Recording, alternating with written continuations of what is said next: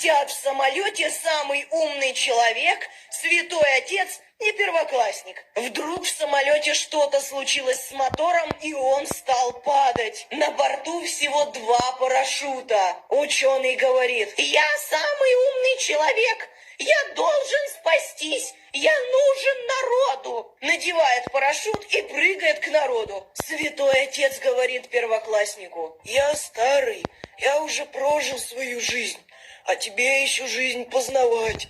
Бери парашют и прыгай. Прыгать будем вместе, парашютов 2. Самый умный человек надел мой портфель.